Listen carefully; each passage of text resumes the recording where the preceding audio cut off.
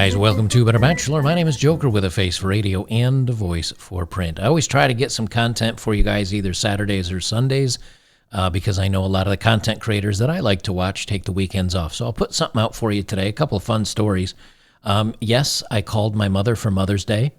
If you have not, please do so and let them know how much you love them. So happy Mother's Day to all you mothers out there. Fake news. You know, you can always tell where society is going because if you look at the mannequins, they're now fat.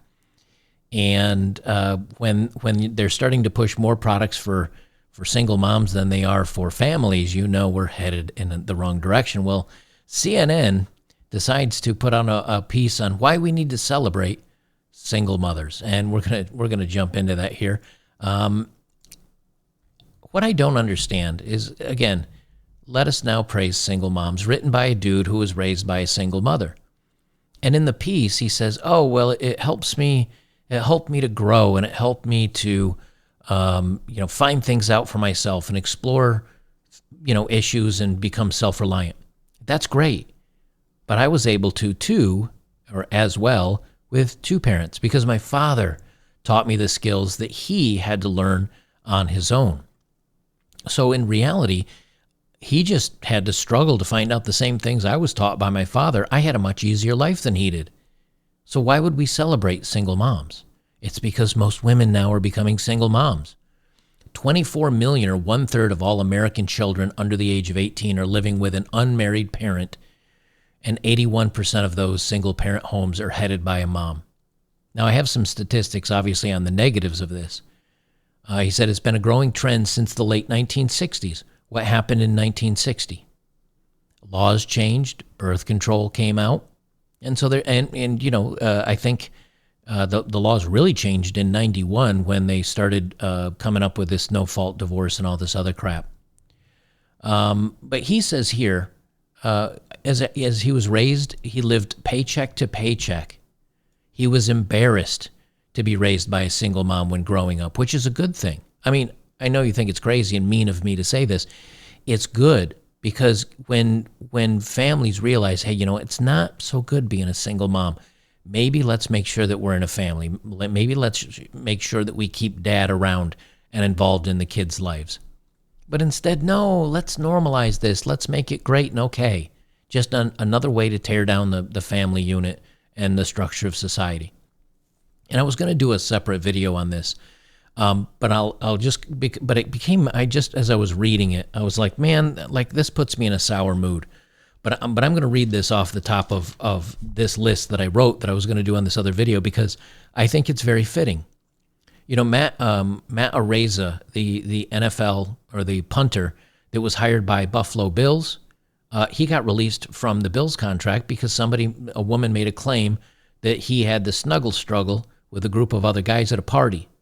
He got released. He had to go to court, all these other things. Turns out after the evidence was looked at, he wasn't even at the party at the same time this supposedly happened.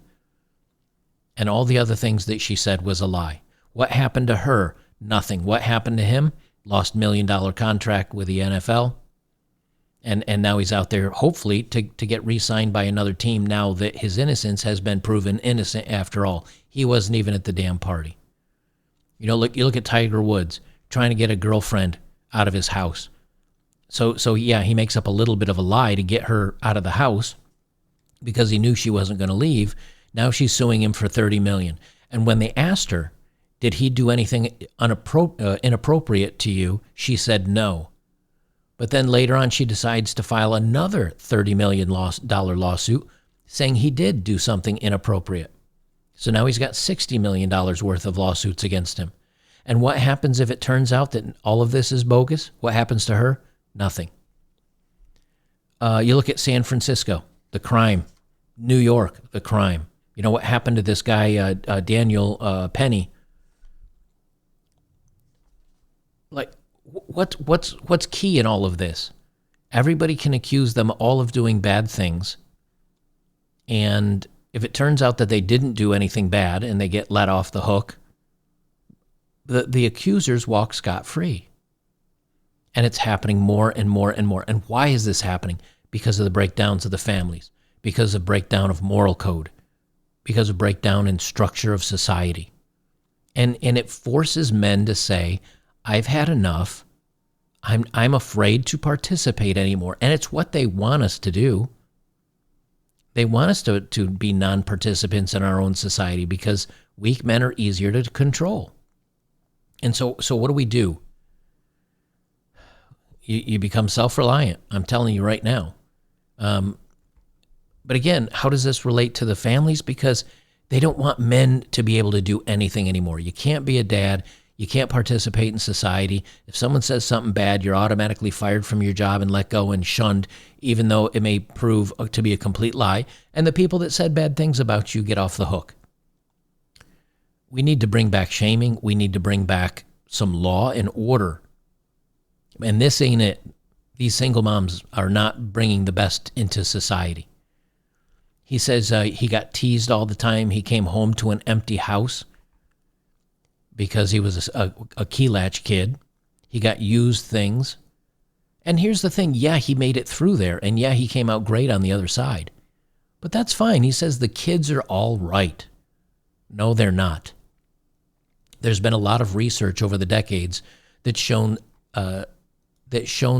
children of single parents report more family distress and conflict and live in a lower socioeconomic status compared to those growing up in a two-parent household. So he's admitting it. But then he goes on to say, well, it's better than the alternative to be raised in a single family that has a harmful parent. Well, no kidding. So you're saying the best of both worlds is two loving parents. And if they're going to fight and have at each other, it's best that they go their separate ways. I agree. But that's not second best. Second best, he's saying, I guess, is that it's better that they go their separate ways so they're not fighting and hurting each other. Well, no duh. But still the first best is to be in a loving household. So why are we not celebrating that? Why are we going to like the second or third best option? He says in here, a 2017 study looked at the long-term effects of single parenthood on kids and found that it had nearly no impact on their general life satisfaction. The authors also found no evidence supporting the widely held notion from popular science that boys are more affected than girls by the absence of their fathers. What mattered most in terms of thriving, they concluded, was the quality and strength of the relationship between children and parents. Parents, plural. But when you're talking about a lot of these single mothers, dad's not around.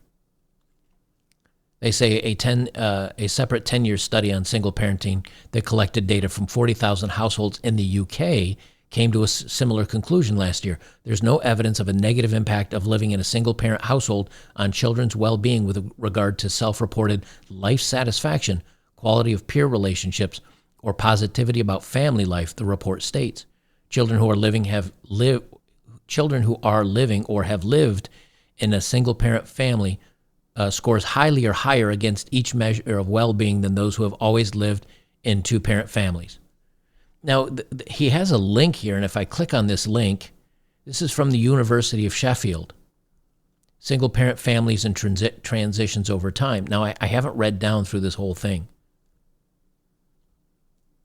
But there's other statistics, and these are from other studies that came out that have been gone on longer, like on larger data sets that kind of reinforce the things that we know, because these are also citing papers in here, as you can see here. And this is effects of fatherlessness. And so there are detrimental things directly included. Now, you can say, oh, it's a single mom that's watching the kid, but if the dad is in the kid's life, that's still better than fatherlessness, because this is specifically brought up about fatherlessness. 63% of all youths that end themselves, no father. 70% of teen pregnancies, 71% of adolescent chemical substance users, 80% of prison inmates, 90% of homeless and runaway children, all from single mother homes. They say it's 5 times more likely to end themselves, 9 times more likely to drop out of high school, 10 times more likely to use chemicals, 14 times more likely to do the struggle snuggle with somebody that doesn't want to, 20 times more likely to end up in prison, 32 times more likely to run away from home. And what happens to a lot of these kids that run away from home? They get into some bad situations. They disappear. They get, are involved in traffic. The statistics rising on this stuff are just through the roof. And I've talked on this topic before. I haven't done it now in quite a while. But I wanted to bring this up because, here's mainstream media saying, hey, the kids are all right. Let's celebrate these single moms that work so hard. How about not? And I have no hate against single moms, but this is becoming the new normal. This is becoming the new acceptable. It's like first options, we'll delete the baby. People are throwing parties after doing it, it's my 10th one. Oh, I only delete the male babies because I want to keep what are we doing? We're celebrating this stuff. There are states putting it forward that you can do this until 9 months.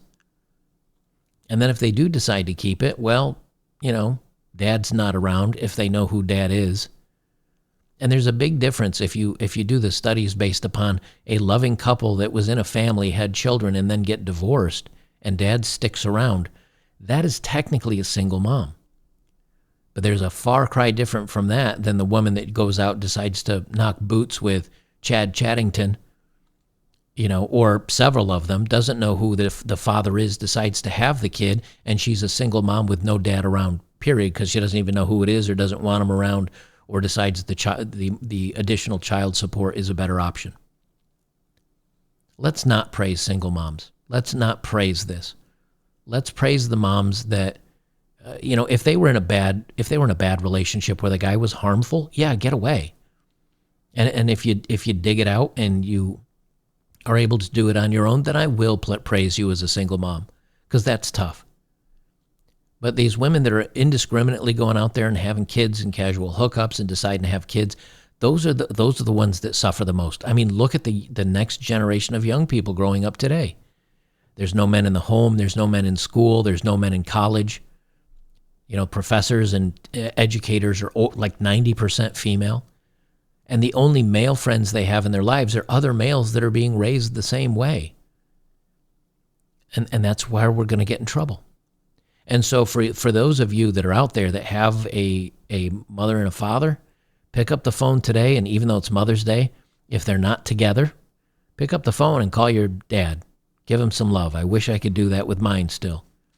He passed, and he knew I loved him, and he did so much for me. But there's a lot of people that don't have that advantage. And if you need that male support, if you need a good figure like that, get some male friends.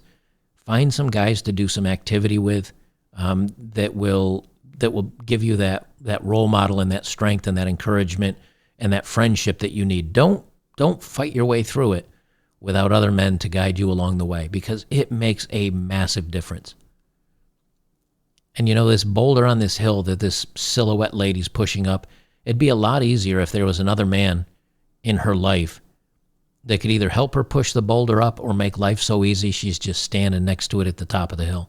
But women don't want that anymore. They want to be everything, which actually coincidentally has to do with my next video that I'll be putting out shortly. So, guys, I'll leave it there. I'll have another video out for you shortly. We'll see you in the next one.